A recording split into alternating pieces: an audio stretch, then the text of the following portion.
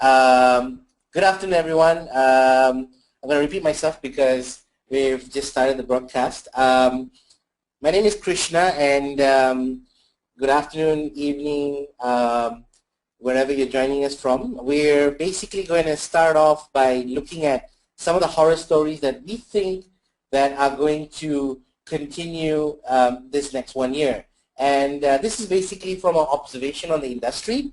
And what we're going to look at is the first trend. And this is where, if you look at this, back in the days we heard people trying to exploit the trusted ones. I remember those days when we talk about social engineering. We always use this term, Rebecca and Jessica. This would be the innocent victims that they could exploit when it comes to social engineering. Now, when it comes to trusted resources, the attackers are following the same style. Attackers are going to continue to target what we call as open source libraries, as well as whitelisted libraries for their malicious purpose. We've heard things like Heartbleed, and going down to things like Crime, Beef, Poodle, right down to the recent Drown. Now, these are attacks that are targeting open source solutions as well as whitelisted solutions. Now, apart from targeting those traditional open source and whitelisted resources, we think that there's going to be more people trying to target internal company resources. For example, imagine I've had a heavy lunch and, just to play or just for the fun of it, get into the intranet and, say, you know what, guys, the company decided to give summer break early. Office is closed in the next 20 minutes. Now, that is damage, yes, but then it's more for creating for the fun of it. But imagine if that goes further. So imagine attackers targeting your intranet, targeting your SharePoint, your file servers. Now, why are we saying that? Simply because a lot of us use these solutions, use these resources on a day-to-day basis, so much so that we don't actually even verify the authenticity. We don't even know where we're connecting sometimes. We just, click that shortcut on your desktop and we go straight into the SharePoint portal folder. Now, apart from those types of abuses, which are also untrusted resources, when we talk about certificates, back in the day, there was this famous attack on Certificate Authority, which is, I think a lot of you would know, which is a company called DigiNotar in 2011, right down to Gemnet getting hacked, Bit9 getting hacked, right down to the recent CN, China's NIC Certificate Authority getting compromised. Now, I know a lot of these certificate authorities are being compromised for different reasons, be it, basic practices that were not present, weak passwords like production admin, those kind of stuff. But we think that the attackers are going to take one step up. They're going to notch this up a step further by trying to go all the way right down to the furthest extension of trusted certificates by trying to fabricate an entirely new certificate authority. Right? Why would they want to do this? Simply because if I create a malware, one of the biggest challenge with the malware is that it's not signed. But if I can create a fabricated or a fake certificate authority and start issuing certificates for myself, right, for the malwares that I sign, that would be brilliant. And if that root CA is a compromised root CA, it's even better, right? Now, that's one side of the trusted resources that we're talking about. The other angle of trusted resources is that, I always say that two places that we really trust our life in. One is the barber, simply because, that guy or girl has got a knife, and a really sharp knife with the scissors, yet we can fall asleep. That's really scary. The other part where we really trust our life in is hospitals. And we are in a situation today where 75% of hospital network traffic goes unmonitored. Why? Not because hospitals can't monitor them. They don't monitor them simply because they do not want traditional security measures like IPS and stuff like that to basically give false positives or try to delay necessary timely patient care. So for fear of this two reasons, false positives as well as timely patient care, a lot of hospitals choose not to monitor the network traffic. And what happens is, this is why hospitals actually face 340% more risk than other industries. There are two reasons for this. Number one is, in a typical healthcare environment, you're going to see a lot of solutions, a lot of equipment that are not necessarily up to date or in the latest batch. Plus, it's a, I would say, false sense of security. Sometimes we feel that, I mean, come on, it's so difficult to get into the operation theater, and it's so scary anyway. Why would anyone break into the operation theater? But it can happen, and it is pretty easy. On top of that, when we talk about IoT these days, a lot of IoT R&D and technology is focused on medical technology. So imagine the need and number of connected medical devices these days, trying to reconciliate with patients' needs together with network security is going to be more important. Why? Because a lot of IoT advancements these days, especially when it comes to medical technology, it's all focused on functionality, right? We are still not focusing our efforts on security when it comes to IoT. So a lot of traffic between the device back to the server or back to its home device on an IoT, it is going most of the time unencrypted, as well as confidential data gets compromised easily in that sense.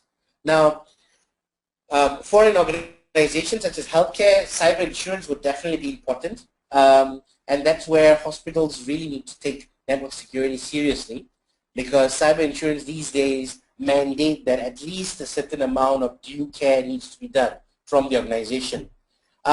Apart from healthcare, another area that we think that we're going to see a lot of these types of attacks are manufacturing, right? Because there's a large number of connected devices and network systems, again, in a similar manner and state in manufacturing as well, right?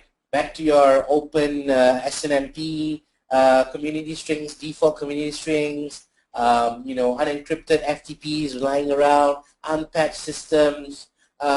That's still very prevalent from what we've seen, right? Now, that's basically what we can sum up for the first trend. I hope I didn't go too fast, and I hope I didn't put anyone to sleep, especially since it's afternoon here in Malaysia. If you are falling asleep, please go ahead, grab a cup of coffee, and I hope I won't put you to sleep. Now, moving on to the next trend. This is a serious issue, and I'm sure most of you know about it, right? Some of you will probably look more serious than that guy on the slide here. What we've seen, on a day-to-day basis right now is ransomware.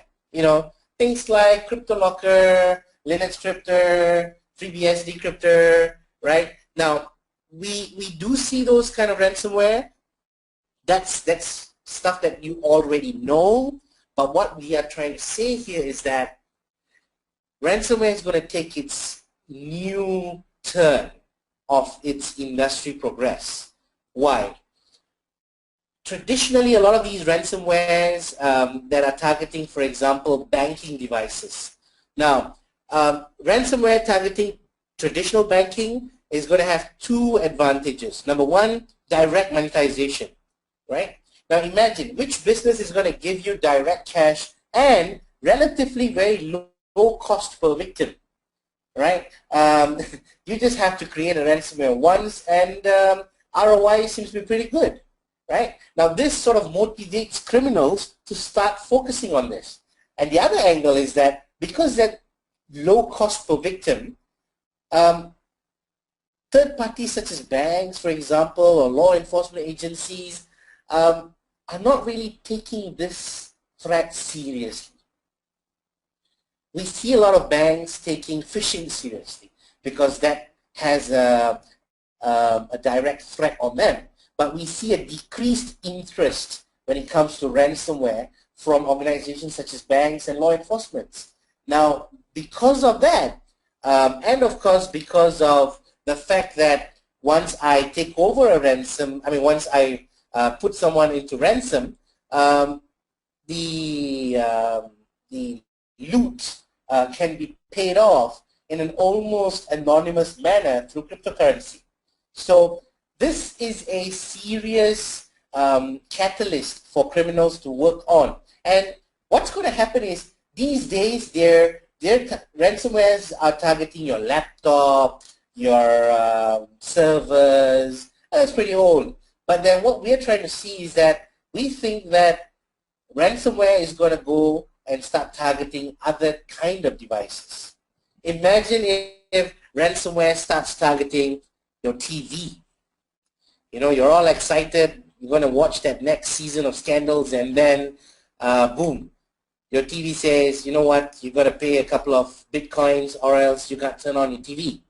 Or better still, if your fridge gets locked by a ransomware, you can't open it, right? And you're really hungry, it's first thing in the morning, and you want to get milk for your cereal. That's bad, right? And I know when we started talking about this about 2 years ago, when we spoke about this in an event in Sri Lanka, a lot of people thought that, you know, Krishna, you're saying cars? Can cars be affected by ransomware? It sounded pretty absurd, but then it is happening, right? Last year, somewhere in May, there was a group of criminals who actually tried to, how do we say, in a mass scale, tried to unlock all the cars in a car park in Manchester Fort in the UK. And their plan, the original plan, was to, in a large scale, unlock every single car, and then they could sneak into those cars and steal whatever they want or run away with those cars. But then they made a mistake. I think they had one too many beers.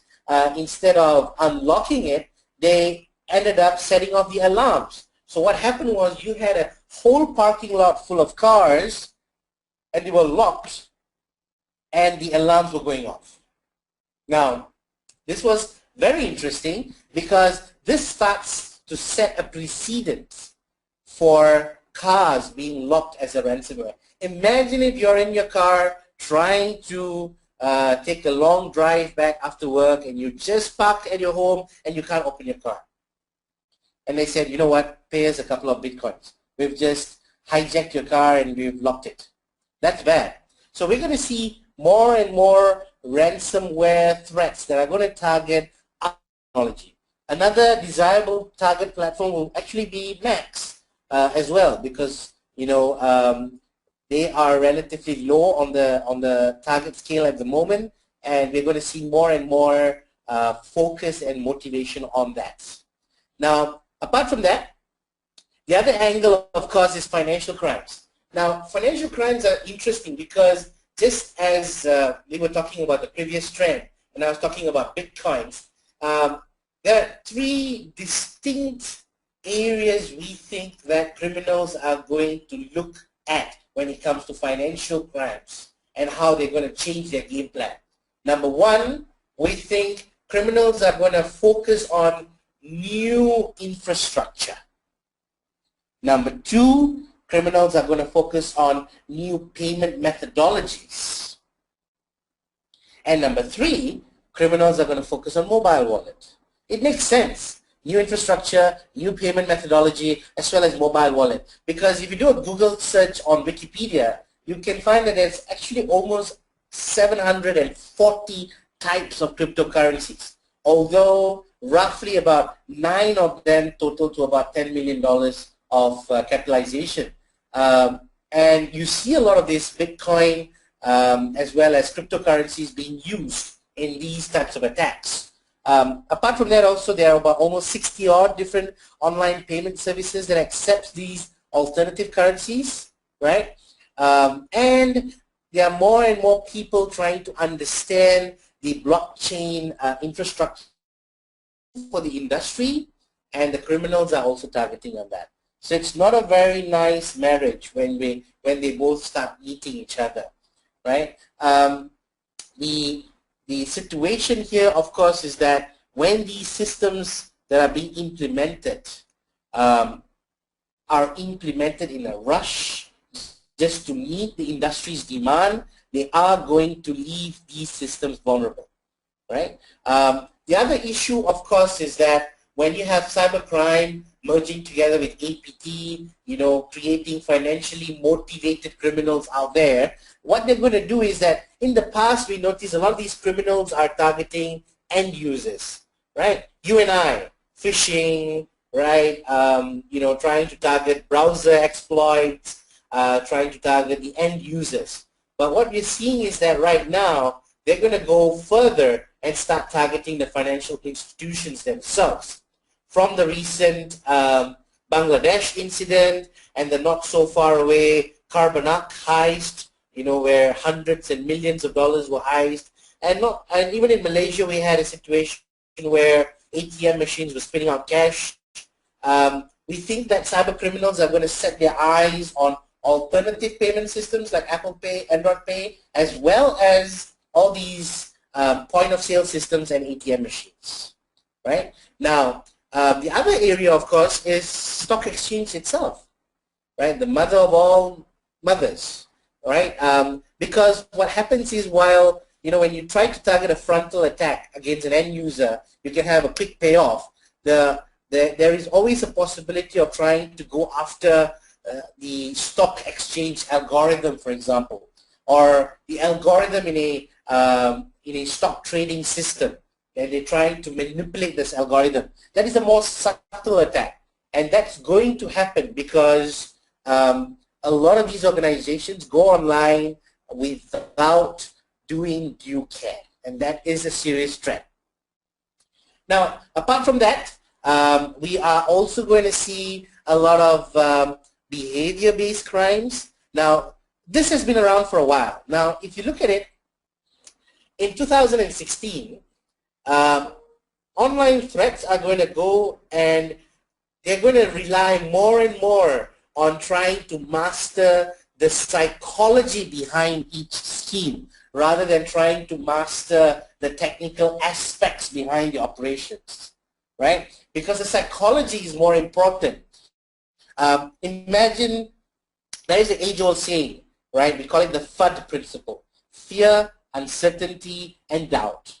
3 proven principles that works from politics to cyber criminals to criminals themselves, right? So, for example, if you look at it, in the past it's been very effective, right? You had cyber extortionists like people who use ransomware and try to trick users to fall victim for their tactics. For example, I exploit your fear and make you pay a ransom, right? We had things like sextortion, where they create a fake video of you, a superimposed video or a photograph, and try to extort you to pay.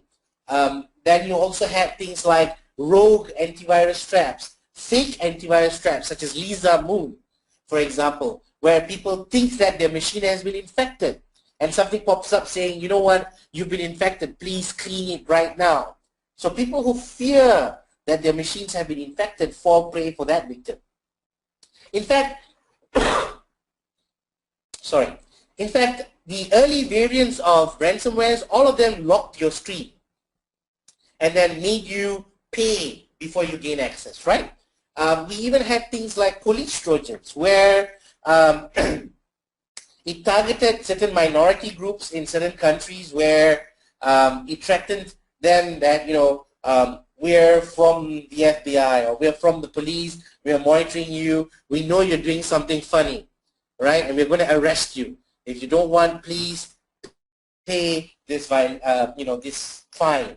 So these are known as police Trojans, and that's again exploiting fear, uncertainty, and doubt. Right? In fact, I used to have a friend back in those days. Whenever he sees a cop, he runs. And I always ask, why do you do that? He says, I don't know. I just feel like I'm going to run, right? Not that he did anything wrong, but just the fact that he sees the police, he runs, right? So those are probably that friend of mine is probably a perfect victim for a police Trojan. And the other part is, of course, nowadays they know that apart one step further than fear, uncertainty, doubt is the fact that cyber criminals are trying to eye on the most valuable part of your computer. Not your mouse, not your keyboard, not that beautiful retina display, but your data. And that is basically where the crystal crown of every machine is. And that's basically what they're trying to target as well. Now, with that in mind, a lot of these cyber criminals are turning themselves to a new job title. Now they call themselves cyber extortionists, because now they're trying to understand your psyche and try to create this attack very personal, right? For example, we have seen quite an increasing number of cases where they break into some of the executives in an organization which has a legal lawsuit against, let's just say company A has a legal lawsuit with company B. These criminals are not related to company A, neither are they related to company B. They try their luck to break into executives of either company A or company B. If they find anything personal that could ruin their lawsuit or that could basically jeopardize the case, they would now start selling that on both angles. They would extort against that company, and then they would also sell it to your other company.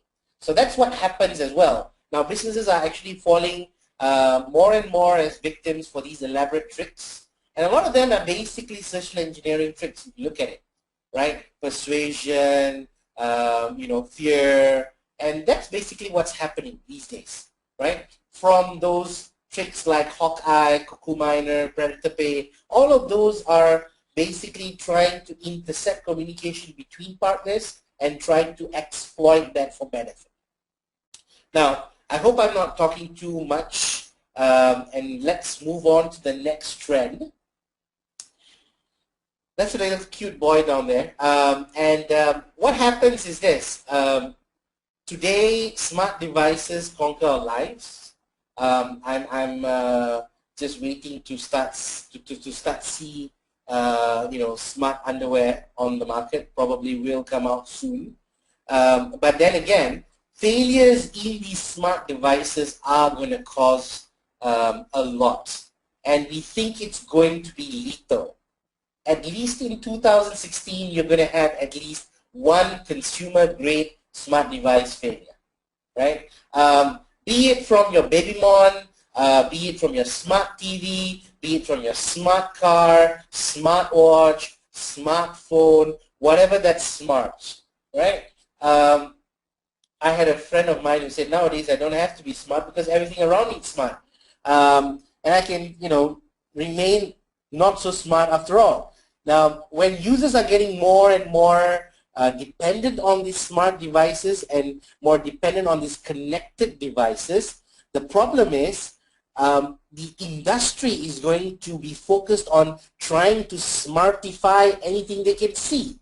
Smartify my coffee mug. Smartify anything, right? So you're going to have on average, a compound growth of about 67% over the next 5 years on smart devices. And that's going to be roughly about 2 billion devices, right, just before 2019, sorry. And when you look at that, that's faster than the growth of smartphones in the first place, right? And all of these devices are dependent on Wi-Fi and Bluetooth.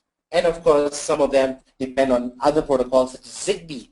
But these protocols are going to be the single point of failure for a lot of these devices, because a lot of them are going to be developing it on a silo and relying on this Bluetooth or Bluetooth low energy protocol, and without actually paying much attention on security, encryption, obfuscation of the data. So a lot of these data gets that traverses from these devices clear text.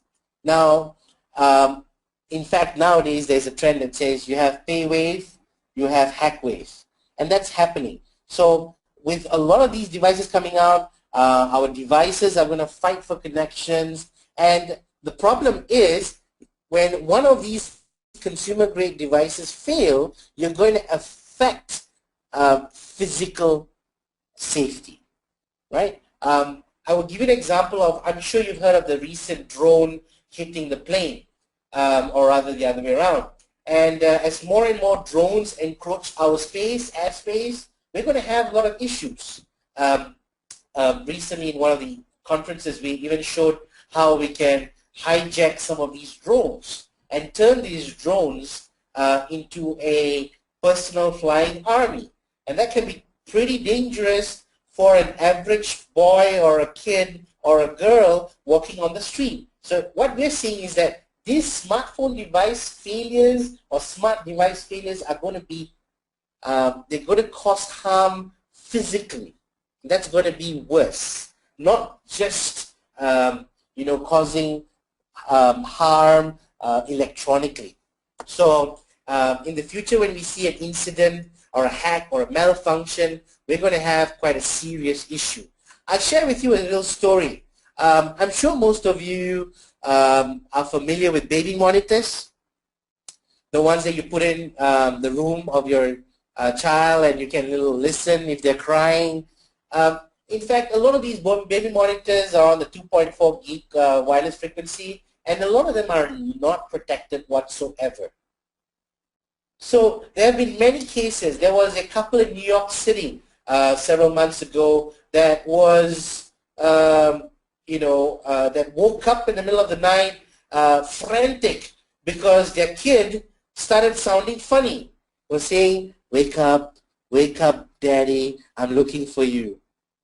Because their baby monitor was hijacked. Some stranger pretending to have the voice of their baby started hijacking and transmitting those funny voices. There was a lot of cases in the US as well, in Houston, where a psychopath was basically, literally stalking their baby. And that is because they installed the baby monitor. And that's really scary, right? And we're going to see more and more of those issues coming up in the future, right? Now, moving forward, we would also see a trend where there is no obvious trend or adoption of organizations trying to put in place at least a C-level or at least someone with a title that sounds like a C-level that is in charge of data protection.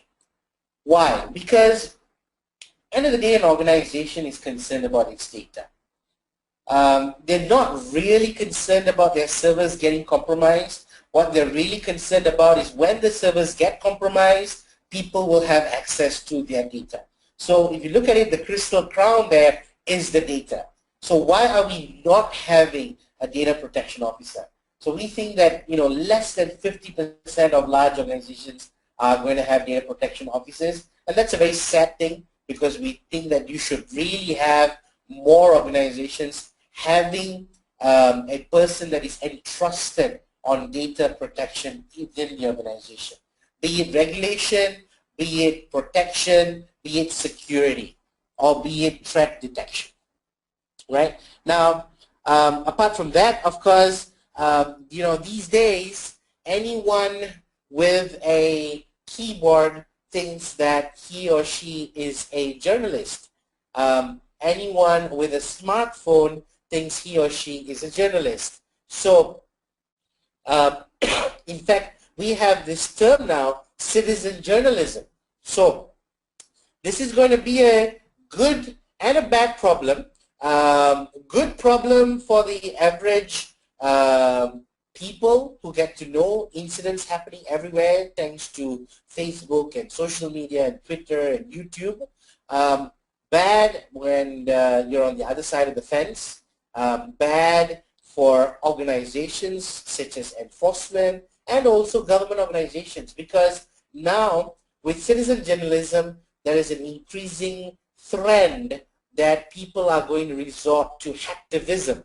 If you don't like this organization, this government body, let's hack them. So you're seeing a lot of that. So organizations that have got anything to do with hosting or dealing with any kind of governmental website should actually build their website with a simple principle: secure by design, not security as an afterthought, right? And those days we talk about DDoS protection, distributed denial of service. It was a luxury, and these days it's a necessity, because DDoS attacks are so easy to do and bandwidth is so prevalent these days, and the kind of average attack throughput that we're looking at is increasing tremendously.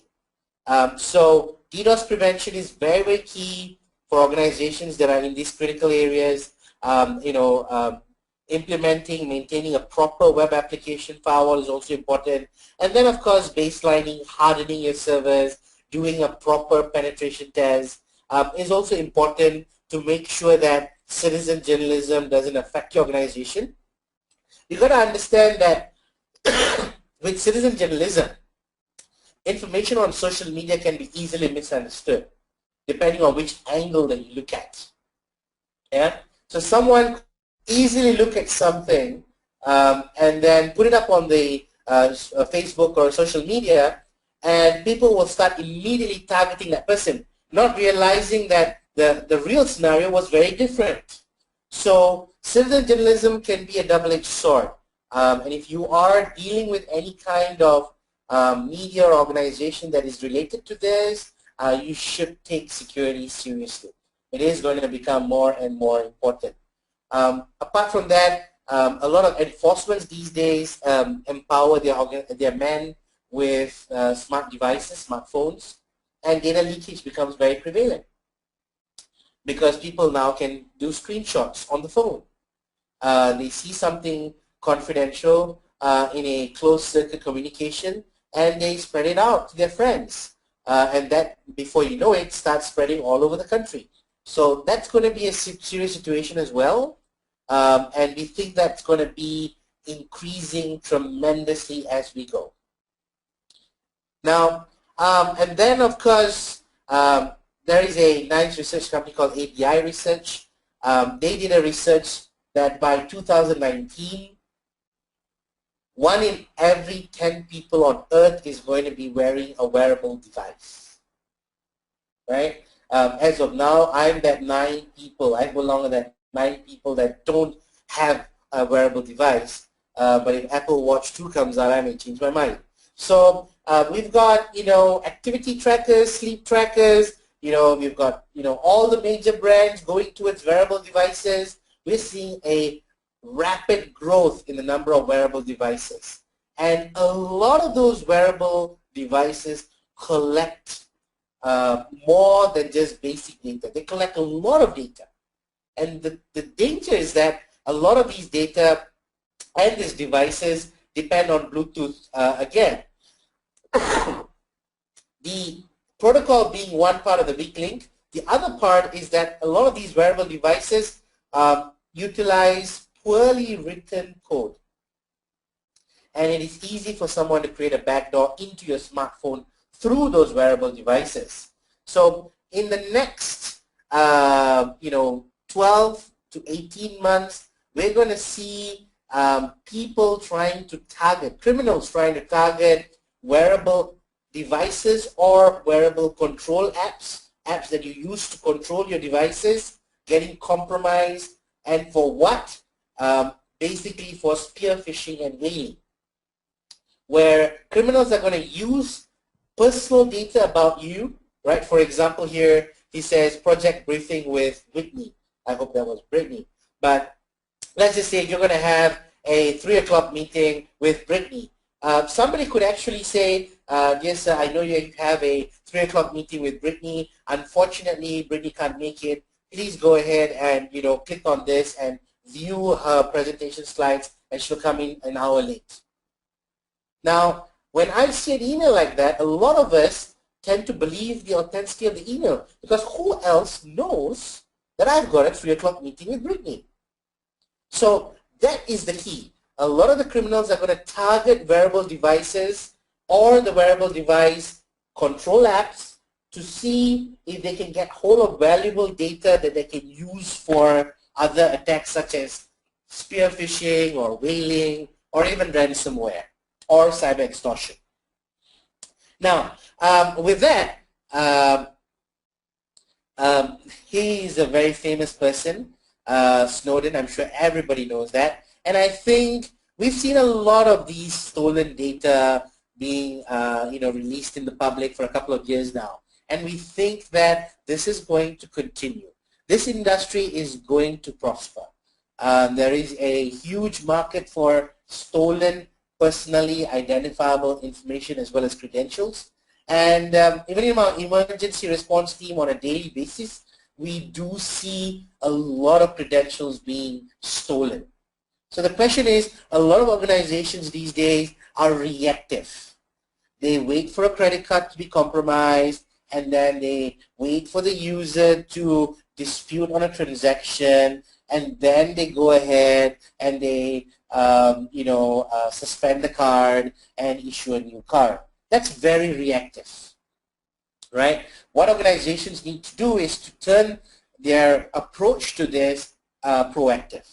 For example, do you know the minute a credential in your organization or anything to do with the organization gets compromised? So if you don't know, that would be reactive. So there are solutions out there that will allow you to do that. And cyber criminals who are trusted customers of dark nets or dark webs are going to be able to easily purchase these kind of data for their attacks. Now we've also seen a lot of people targeting healthcare, personnel management, and also, interesting sites such as, Ashley Madison. Why? Because these are going to be used for subsequent attacks, right? When Ashley Madison, which is a dating site, got hacked, why I say that is pretty critical is because that was the first time that a hacking incident caused death, several deaths, right? Because a lot of people that got busted committed suicide. And there were so many of them who started getting extortion threats from people who said, you know what, I know that you're a user, I know what's your username, I know who you're talking to. If you don't pay me this amount of dollars or in Bitcoins, I'm going to tell your wife, your mother, your child, whatever. So a lot of people are going through that kind of stress as well. So we think that's going to happen. But when you talk about stolen data and stolen data compromises, especially when you talk about corporate data protection, a good friend of mine, Vadim, is the expert in this area. Vadim, are you there? Yes, greetings, Krishna, I'm with you. Yes, Vadim, I know you're the expert in this area, not to steal data, but when it comes to dealing with organizations on how to deal with stolen data. Can you share with us some takeaway points on how we can prevent this from happening in the future? Yes, greetings everyone. I won't steal much of your time. I'm presenting InfoWatch group of companies. We're a very close partner and friend of Akati Consulting Group, and I have very good relation and cooperation with Krishna personally. So I'm greeting you, and yes, InfoWatch has, based on our experience, we have a setup of solutions and technologies because as Krishna presented most of threats and horrors in different directions, some of them are external threats, some of them are internal threats, and we are addressing these threats by offering sets of solutions for protection from external threats, like our Attack Killer Suite, which includes web application firewall, custom code scan, and anti-DDoS block, as well as APT threats prevention targeted attacks detector module. On the other hand, for protection from internal threats like data loss and data leakage, we're offering InfoWatch Traffic Monitor suite, which comprises of data loss prevention technology and endpoint protection. And on the other hand, we're offering our expertise not on a level of licensing our products, but smooth integration with existing infrastructure of organization in terms of AM systems, SAP, CRM, various anti-malware products or even IRM solutions. And on the other hand, offering our analysis for threats prevention and data loss prevention capabilities. We're offering it's as a part of our solutions technologies as well as a part of our professional services. So in the end, who we are? We are 12 years in the industry of information security with more than 2,000 clients in ex-Soviet USSR countries, Europe and Asia, and our best expertise, best support, and best technology is at the service of everyone who would like to answer the threats which were presented today by Krishna and set up something which can really protect from troubles. So thank you, and I hope this webinar was very useful for you today. So please don't hesitate to contact Krishna or InfoWatch if you have any more questions. Thanks, Vadim. Thank you, everyone. Thanks for joining us. Hope to see you soon.